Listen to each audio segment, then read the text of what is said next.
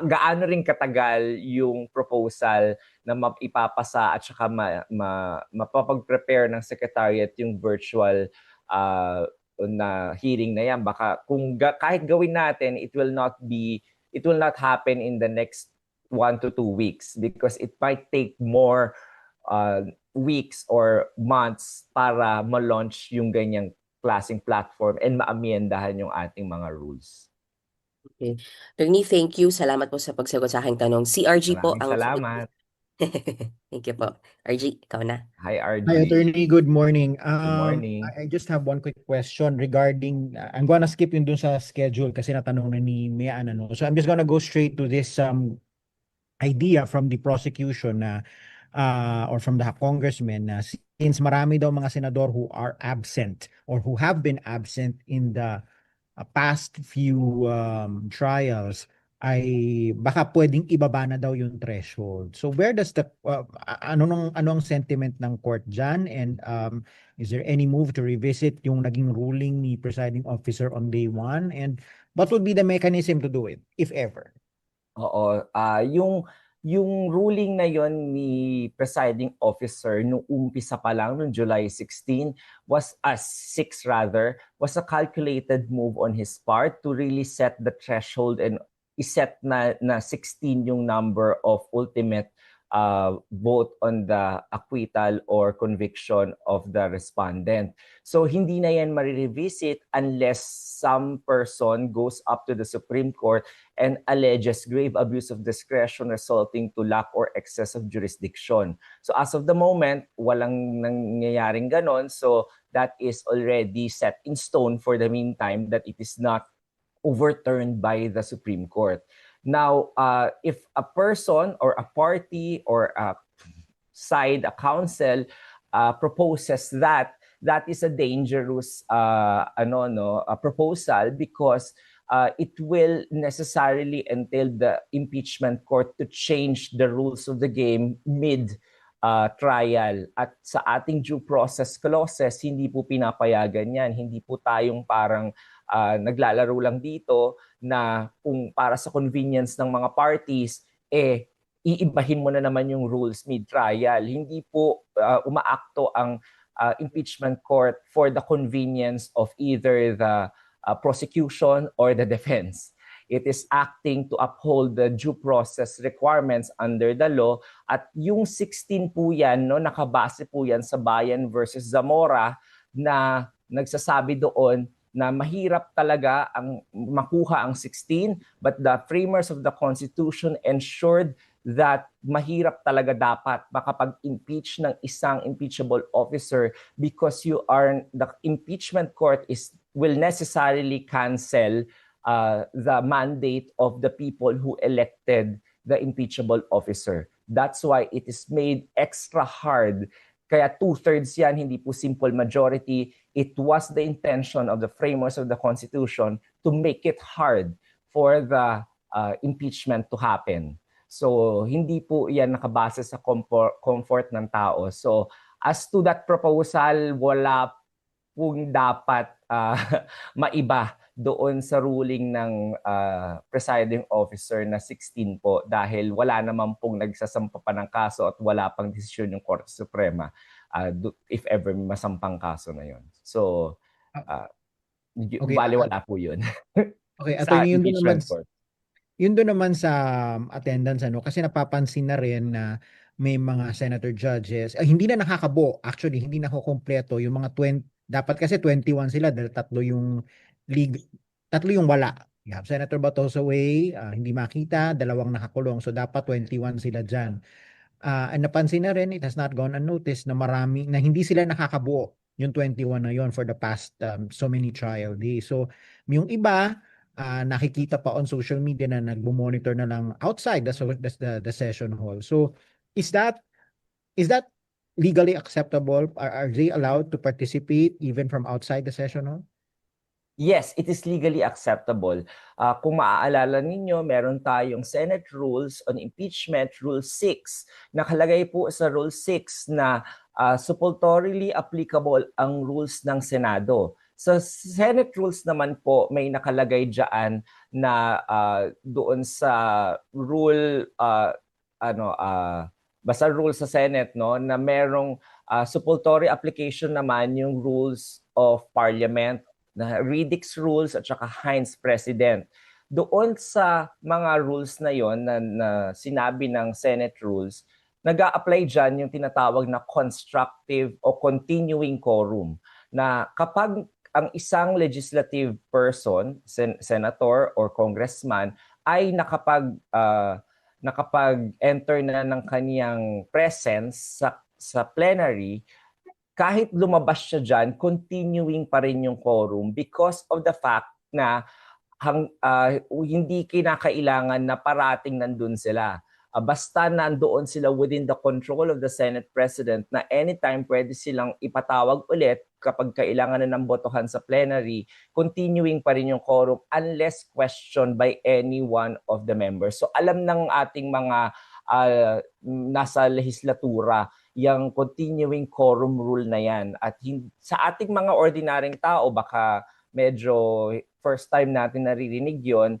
However, in legislative practice, that is considered legal because the Senate President has control over the antechambers and all the rooms in the Senate, at yung Senator's Lounge, yun naman ay nakatabi lamang sa plenary. So it is within parang pag pumunta sila doon, continuing pa rin yung presence nila on the floor. Walang na babawas. And as you have seen naman, no, yung mga senator judges na yon, hindi na tayo magba-blind item kasi alam naman natin na si Senator Padilla yon, Senator Villar at saka si Senator Bongo. They didn't really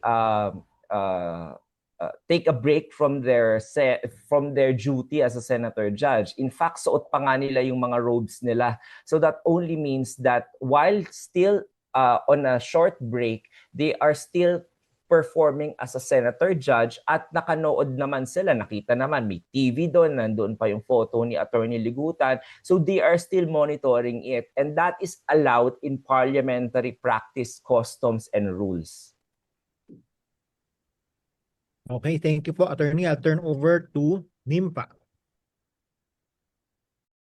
Attorney, sorry habang wala Ay si po. Attorney, si Mayan po ulit to. So, Hmm. pwede silang, paano ba, magpa-present muna sila sa umpisa. Yes. Tapos, kahit saan sa loob ng Senate, kaya sa office nila, pwede na Tama silang ka. perform. Tama Pero ka. hindi sa labas ng Senate. Tama ka. Oo, basta within the within the jurisdiction ng Senate President. So under Rule 3 Section 3E ng Senate Rules, no, nandiyan yung sinasabing antechamber and rooms adjacent to the plenary hall. So yun ay within the scope of the control ng ating Senate President. So anytime pwede niyang patawag yung mga tao na yon. So they are still continuing, their presence is still continuing considered in the plenary. Kahit na nandun sila sa katabi lang na room. Oo, okay. Sorry, sino nang next, guys? Teka. Ako na? Yun, sorry po. Okay po, go. Nimpa. Ako na? Sally. Ay, sige po, ate. Go lang. Okay. Sir, attorney, gusto ko lang malaman, meron Ay na po. bang reaction si presiding officer Chis Escudero doon sa lumabas na report na sinisimula na daw ligawan ni Senator Chis Escudero, Senator Jinggoy, magkapatid na Villar, Senator Loren Legarda to convict VP Sara? That is totally untrue po, no? I asked the presiding officer, natawa lang siya, sabi niya, talaga lang, tinatanong mo pa yan sa akin. So that is completely untrue po na wala pong ganong mga moves on his part. He is busy and his time is taken up by reading and studying the case, both the witness testimony, the number of documents, at saka yung mga resolutions na kailangan niyang ilabas. In a way po nga, parang marami siyang kailangan pang ilabas na resolution dahil sa mga na-cancel na trial date. So mas busy po siya gawin yon kesa po mamulitika regarding that. At saka matagal-tagal pa po, as sinasabi po natin, no, if you even you consider the yung ano na yun, no, kung totoo, the practicality of it, it's too early for you to actually do that. Dahil sabi ko nga 31 days pa to itong Article 1. Susunod dito, meron pa tayong Article 3, tas meron pang Article 2. So that will entail mga 90 more days, if sorry, not 90, mga 50 more days, no? Tapos magpapresenta pa yung defense bago sila magbotohan. So it's still too early, and at the same time, yung case of the prosecution, kalahati pa lang rin sila dito sa article na to, no? Sa Article 1. So medyo preposterous yung ganong insinuation by parties. So, anong tingin doon ni Senator Chis Escudero? May plano na i-discredit? Ano yung nakikita niya na intention ng ganong balita? I-discredit yung maganda niyang paghawak sa impeachment trial? Actually, he didn't describe anything to me kung anong tingin niya doon. Parang, nung tinanong ko lang siya, parang ang ano niya lang, bakit mo pa ako tinatanong? Parang alam mo naman na wala namang ganyan. Alam mo naman na hindi totoo yan. So yun lang, parang so preposterous for me to even raise it up to him. So I think ganun din yung iniisip niya na parang it's so preposterous na may ganung issue na logically, practically, hindi siya feasible for the meantime or hindi gagawin ng isang matinong politician to do it this early on. Pero pwede yung gawin kapag patapos na, sir, o hindi rin hindi rin. I don't think hindi ganun si Senator Escudero eh. Parang as you know, no, kahit na before, laging ini-issue sa kanya yan yung regarding the Senate presidency, ganyan din yung pinalabas na issue. So lumang tugtugin na po yan eh, if you consider it. And any person pwedeng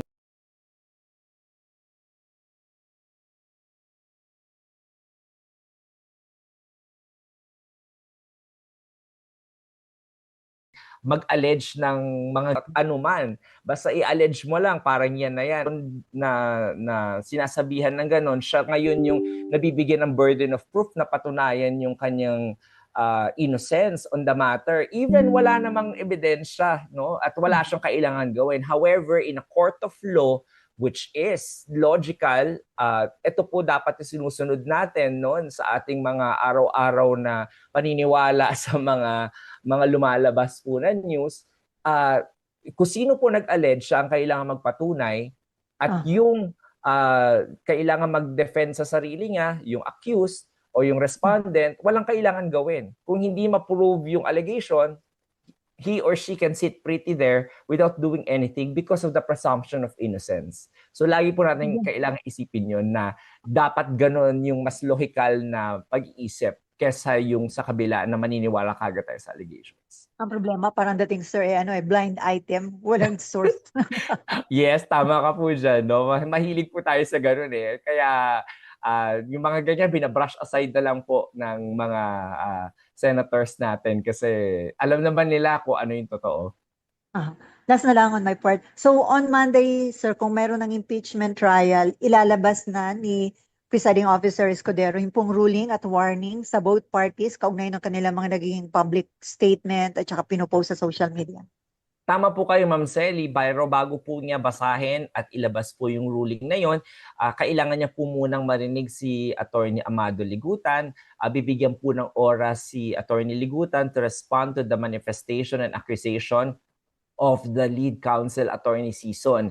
At pagkatapos po nun, baka kung may kailangan ibahin sa ruling niya, base dun sa sinabi ni Attorney Ligutan, baka magkaroon ng konting break para maiba lang po yung draft niya, at kung wala naman po yung ine-expect ni presiding officer na sasabihin ni Attorney Ligutan, ay yun din yung naisip niya na sasabihin ni Attorney Ligutan, yung ruling niya babasahin niya na po kagad without any more taking a short break.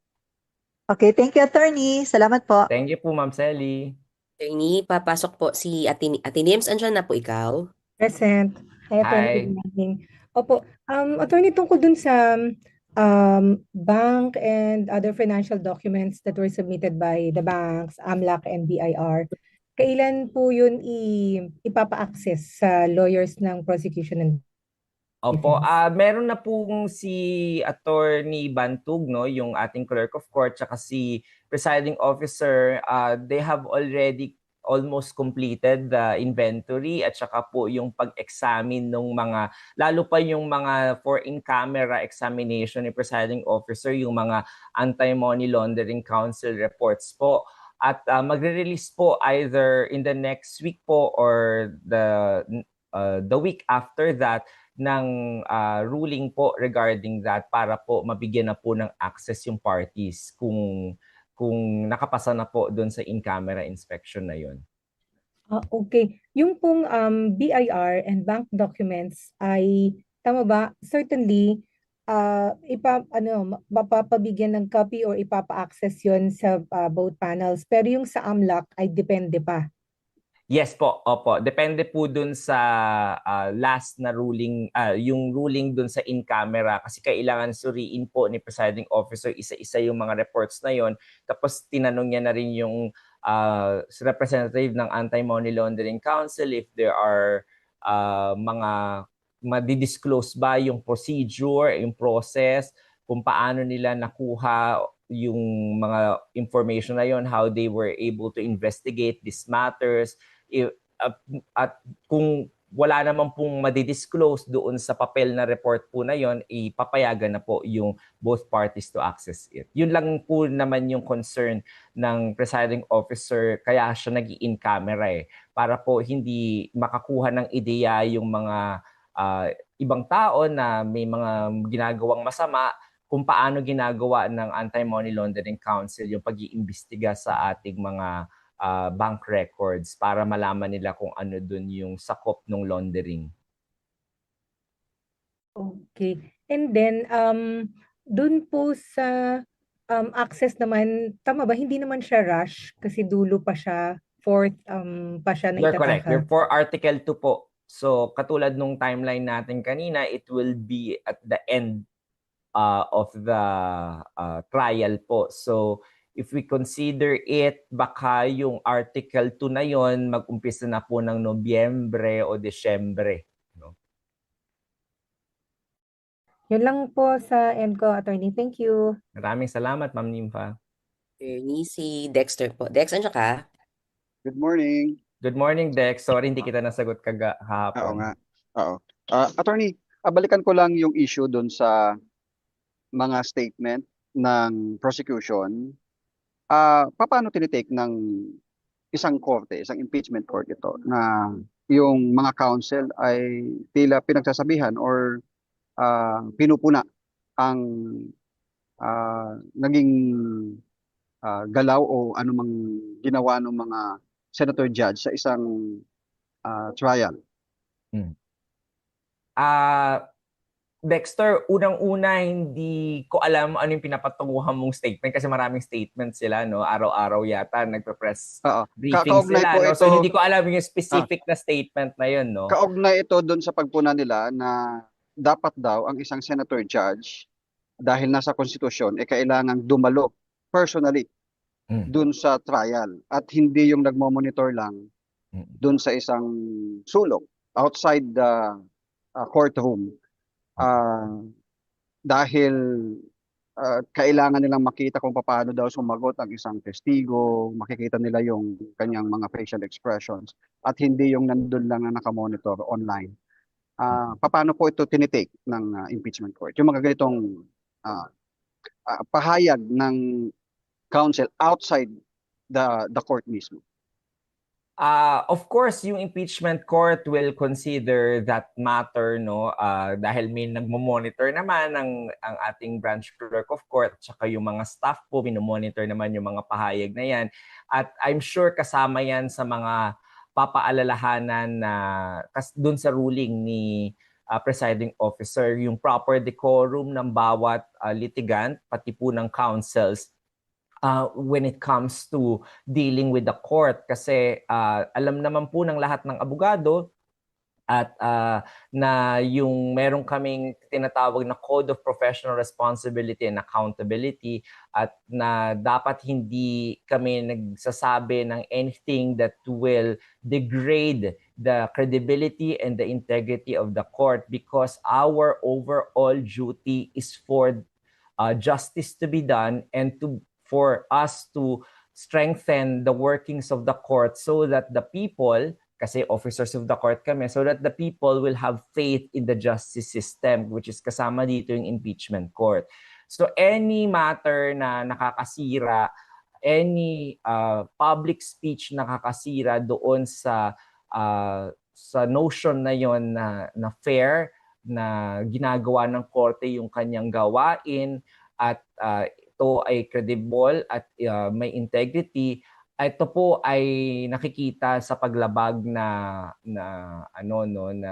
doon sa aming Code of Professional Responsibility and Accountability. So it will be considered by the impeachment court and the presiding officer in his ruling, I'm sure.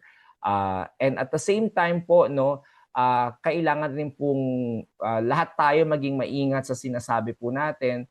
Kasi po, yung alam naman natin, yung ating mga House Prosecutor Panel, sila rin po ay part of the legislative.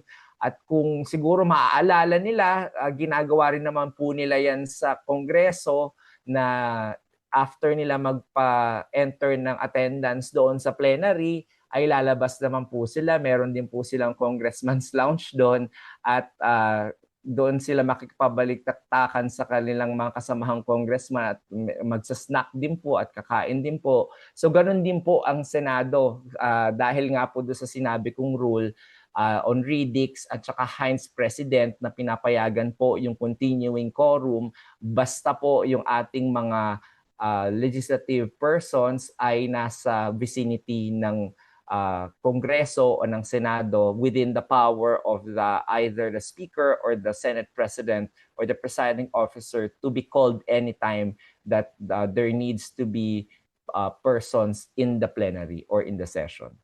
Attorney, kung sa mga regular na korte, ang paghahayag ng anumang statement against sa isang judge ay mako-consider na grave. Paano po ito para sa impeachment court? Lalo't ginawa yung statement outside the court. Oo. Dexter, kung mababasa ninyo, meron tayong ABS-CBN versus Ampatuan, meron tayong in regard Chief Justice Sereno, may mga statement din siya doon. Marami rin tayong mga kaso na ng galing sa Korte Suprema na ginagabayan yung lahat ng korte on how to deal with criticisms outside of the court. And medyo stricto po yun, And kung makikita po natin ang ating presiding officer and the impeachment court itself, kung magre-resolve yan, lagi po nakabase lamang po yan either sa mga batas na naipasa ng Kongreso o kaya naman po sa mga batas na nakapaloob po sa jurisprudence o yung mga kaso na dinesisyonan ng Korte Suprema. So makakaasa po kayo na galing lang doon ang mga resolution ng ating presiding officer. So, ganun kung paano po tinatrato ng Korte Suprema yung ganung mga kritisismo sa kanyang sarili, sa korte, ganun din po ang susundan ng ating impeachment court. That would be all, Attorney. Thank you very much po. Maraming salamat po, Dexter. Attorney, singit lang po ako, Mean po. Attorney, balik lang ako sa threshold na tanong ni RK. Sabi niyo po, nakatagasa ba Hindi to ka pa yung naka-move on, Mean. talaga, attorney? Yung po nakatagasa ba to, pero unless meron pong magreklamo sa SC. Pero Tama attorney, po. kung Senator Judge, yung Ano po? ano po kung Senator Judge ang mag-raise nito anytime at sabihin na total hindi na tayo ganun karami, less than 21 na tayo, ibaba na natin yung threshold. Is that something na pwede po in the realm of possibility na kaya ba ay dahil may gusto pong magbaba na Senator Judge? That is within the, tama ka dyan, that is within the realm of possibility. Sa multiverse of madness, kasama rin natin yung ganyang scenario na yan, no? While you might see the Senate impeachment rules nakalagay po doon, na pwedeng iapela yung desisyon ng presiding officer by the senator judges. Unang-una, they have to vote on it kung aapelahin yun. So they have to master the majority number to ng quorum, no? Yung parang kunwari ang quorum 13, so ang majority niyan is 7. So they have to master that number para i-appeal o to overturn the presiding officer's resolution. However, as I have said as well, July 6 pa yun nangyari na yun, walang gumawa nun nung July 6. It is now unclear under the rules if that is still an open na parang anytime within the 90 days of trial, pwede pa rin ba i-appeal? Kasi kami sa korte, sa ordinaryong korte, may number of days lang na pwede kang mag-motion for reconsideration or mag-apela. Kapag na-miss mo na yung number of days na yon, hindi napapayagan yon. However, in the Senate impeachment rules, it is not so clear kung meron bang ganun o wala. So, hindi ko ito masasagot ngayon if that is still talagang high possibility. Ang sinasabi ko lang is that might be possible in the multiverse of madness, no? Pero hindi kita masasabi ko anong tama o anong mali doon sa action na yun. Oo, Attorney, kasi attorney, nung sinabi po yung July 6 ni, sorry po, isa lang. Yung July 6 na decision ni presiding officer, 21 pa kasi sila noon, attorney. Hindi katulad ngayon na bawas po talaga sila. So baka lang po may possibility na may tumayong senator judge at ipababa nga po, kunwari, gusto gawing 15 or 14. Sabi nyo, in the realm of possibility, but hindi malinaw kung pwede pang i-appeal. Tama. Since Oo. Kung paso na ba, tapos na ba yung time frame, I'm sure may mga magre-raise din yan kung mangyayari yun on the floor. Okay. May tatanong po, sorry. Hello. yeah, ako, may susundutin lang ako dyan sa point na yan, ano? Kasi sir, di ba yung threshold na 16, isn't that stated in the Senate rules on impeachment? Wala siya, RG. Wala siya doon. Wala siya doon. Wala. Kasi- But I think if ever i-amend yung Senate rules as on impeachment, I think I would have to push na kailangan klaro na yung mga ganong mga bagay, no? Pati sa mga rules on evidence, pupush ko yung mga senators na i-consider yun. Kasi kung nandun siya sa rules, then that would be an amendment of the rules kung sakasakali. Tama ka. Na hindi na natin pwedeng gawin ngayong mid-game. Okay, that's it. Thank you, sir. Thank Ako rin, you. sir. So, okay tayo? Okay, I'm done. Sige, Okay na po. No further questions. Asked and answered na Asked lang. and answered. Ingat po, attorney. Salamat po sa oras. Maraming salamat. Thank you po. Thank you, attorney. Thank you Bye. po. Bye-bye.